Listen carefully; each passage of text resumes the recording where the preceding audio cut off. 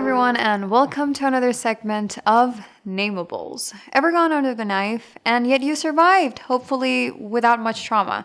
Now, generally speaking, surgery wasn't very successful in the olden days. If you did survive the surgical process, you'd most likely die of infection. Today, surgery uses the least invasive techniques to improve the patient's health, but much of these advancements were made thanks to the contribution of few innovative figures of the ancient world whose names we might never know. Al-Zahrawi is one of those figures. He was born in 936 AD in Andalusia, Muslim Spain, and managed to revolutionize the field of surgery both because of his brilliant methods and the surgical tools he invented. That's why he's called the father of surgery. He famously cured diseases such as lung inflammation by cauterizing. He is known for performing tracheostomy and surgeries on the patella and uterus. He would also do limb amputations as well as bladder stone and nasal polyp removal.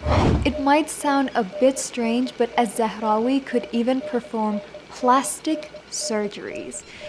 He was the first person to use catgut for his surgical suture. Catgut is a thread made from the intestinal lining of animals and was very useful for internal surgeries because it would be absorbed by the body, and so no second surgery had to be performed for stitch removal. Zahrawi's surgical knowledge didn't stop at general medicine though. He also knew quite a bit about dentistry. He was perhaps the first person to promote reimplanting a fallen tooth or to substitute it for a prosthesis carved out of cow's bone. Aside from being a brilliant surgeon, Zahrawi would also be considered a biomedical engineer today.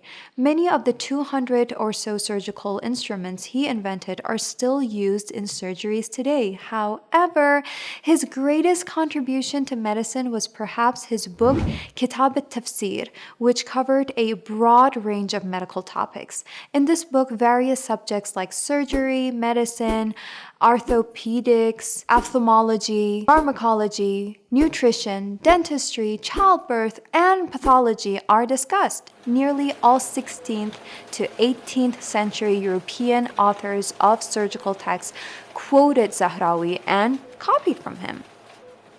The 30-volume encyclopedia also includes drawings of the surgical tools he invented, though they were later given Latin names and falsely accredited to physicians that came years after Zahrawi.